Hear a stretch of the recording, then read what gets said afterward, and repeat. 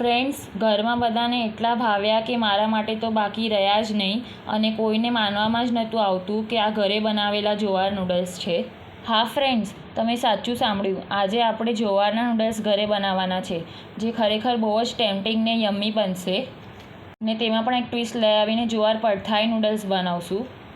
જો તમને મારી બતાવેલી રેસીપી ગમે તો મારી ચેનલને સબસ્ક્રાઈબ જરૂરથી કરજો અને સાથે સાથે બેલ આઇકન પર પણ ક્લિક કરજો, જેથી કરીને હું જે બી નવી રેસીપી પોસ્ટ કરું તેની નોટિફિકેશન સૌથી પહેલાં તમને મળે. તો ચલો ફ્રેન્ડ્સ, મારા કિચનમાં આપણે રેસીપી બનાવવાનું સ્ટાર્ટ કરીએ હવે. ફ્રેન્ડ્સ, જુવાર પડથાઈ નૂડલ્સ બનાવવા માટે સૌથી પહેલાં આપણે ડો રેડી કરીશું. જેની માટે એક મોટા બોલમાં મેં અહીંયા જવારનો લોટ લીધો છે. તેમાં સ્વાદ પ્રમાણે મીઠું એડ કરીશું. ત્યારબાદ તેમાં ગરમ પાણી એડ કરીશું. પાણી સરખું ગરમ કરવાનું છે, હૂંફાળું પાણી નથી લેવાનું. હું અત્યારે અહીંયા અડધો કપથી સેજ વધારે ગરમ પાણી એડ કરી રહી છું. પાણી સરખું ગરમ છે એટલે ચમચીથી જ આવી રીતે લોટને સારી રીતે મિક્સ કરી લેવું અને ઢાંકીને 10 મિનિટ માટે તેને રેસ્ટ પર મૂકી દેવું.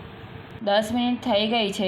હવે હાથેથી આવી રીતે લોટને સરખું મસળીને ભેગું કરી લઈશું ને કપમાં બાકી રહેલા ગરમ પાણીમાંથી જરૂરિયાત પ્રમાણે પાણી લઈને આવો સોફ્ટ ડો રેડી કરશું. પાણી થોડું થોડું કરીને જ એડ કરવાનું છે. એકસાથે એડ કરશો તો લોટ ઢીલો પડી જશે ને બીજો લોટ એડ કરવો પડશે, માટે પાણી સંભાળીને એડ કરવું. મેં અહીંયા આવો સોફ્ટ ડો બનાવીને રેડી કરી દીધો છે, તમે જોઈ શકો છો. તો હવે આપણે તેને કવર કરીને 2 મિનિટ માટે સાઈડમાં મૂકી દઈશું. ને ડો બનાવવા માટે મેં ટોટલ 3/4 કપ જેટલું ગરમ પાણી યુઝ કર્યું છે. હવે નૂડલ્સ પાડવા માટે મેં અહીંયા સંચો લીધો છે. તેમાં આવી મીડિયમ સાઇઝની જાળીનો યુઝ કરવાનો છે. હવે આપણે સંચાને અને જાળીને તેલથી ગ્રીસ કરી લઈશું.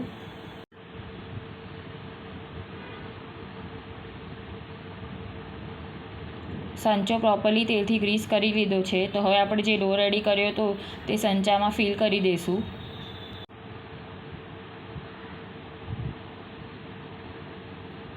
હવે સંચાને બંધ કરી દઈશું ને નૂડલ્સ પાડવાનું સ્ટાર્ટ કરીએ.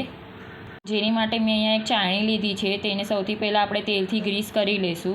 જો તમારી પાસે સ્ટીમર અવેલેબલ હોય તો સ્ટીમરની પ્લેટમાં પણ તમે આવી રીતે તેલથી ગ્રીસ કરીને નૂડલ્સ પાડી શકો છો. હવે આવી રીતે સંચાને ફેરવીને નૂડલ્સ પાડી લેવાના છે. આવી રીતે નૂડલ્સનો આપણે એક જ રાઉન્ડ બનાવવાના છે, ઓવરલેપિંગ નથી કરવાનું, કારણ કે જો તે સ્ટીક થઈ જશે તો પછી છૂટા કરવામાં પ્રોબ્લેમ થશે. તમે જોઈ શકો છો આવી રીતે મેં નૂડલ્સ પાડી લીધા છે. હવે આપણે નૂડલ્સ પર તેલ અપ્લાય કરી દઈશું, જેથી કરીને નૂડલ્સ સ્ટીકી ન થાય. હવે નૂડલ્સને સ્ટીમ કરશું, જેની માટે મેં અહીંયા એક વાસણમાં પાણી ગરમ કરવા માટે મૂક્યું છે. તમે જોઈ શકો છો પાણી ઉકળી રહ્યું છે. તો ચાળણી તેમાં મૂકી દઈશું અને તેને કવર કરી દઈશું ને 4 થી 5 મિનિટ માટે નૂડલ્સને સ્ટીમ થવા દઈશું. 5 મિનિટ જેટલો સમય થઈ ગયો છે. નૂડલ્સ પ્રોપરલી સ્ટીમ થઈ ગયા છે, તમે જોઈ શકો છો. તો હવે ચાળણીને બહાર કાઢી લઈશું અને નૂડલ્સને ઠંડા થવા દઈશું. નૂડલ્સ ઠંડા થાય ત્યાં સુધી આપણે વેજીટેબલ ચોપ કરી લઈએ. વેજીટેબલમાં મેં અહીંયા રેડ, યલો, ગ્રીન 3 કલરના કેપ્સિકમ લીધા છે. તેને આવી રીતે પતલા ને લાંબા જુલિયન્સમાં કટ કરી લઈશું.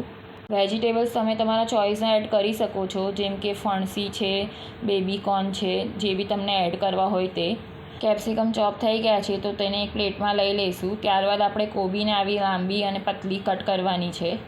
કોબી પણ ચોપ થઈને રેડી છે, તો તેને પણ પ્લેટમાં લઈ લઈશું. વેજીટેબલ્સ ચોપ થઈ ગયા છે તો તેને સાઈડમાં મૂકી દઈશું. ને નૂડલ્સ આપણા ઠંડા થઈ ગયા છે, તેને ડિમોલ્ડ કરી લઈશું. તમે જોઈ શકો છો કેટલા ઇઝીલી ડિમોલ્ડ થઈ ગયા છે તે. હવે આવી રીતે હળવે હાથેથી બધા નૂડલ્સ આપણે છૂટા પાડી દેવાના છે. નૂડલ્સ તૂટી ન જાય તેનું ખાસ ધ્યાન રાખવું. જો તમારી પાસે સ્ટીમર હોય તો તેની પ્લેટમાં નૂડલ્સ મૂકવા, જેથી કરીને તેમાં સ્પેસ વધારે હોય તો થોડા થોડા કરીને પાડશું તો તે ઇઝીલી સ્ટીમ થવા બાદ છૂટા પડી જશે.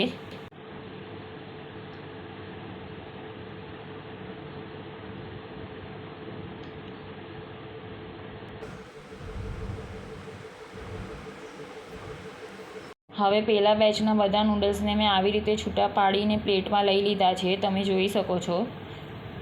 આવી રીતે આખા નૂડલ્સ છૂટા પડી જાય છે, બહુ તૂટતા નથી.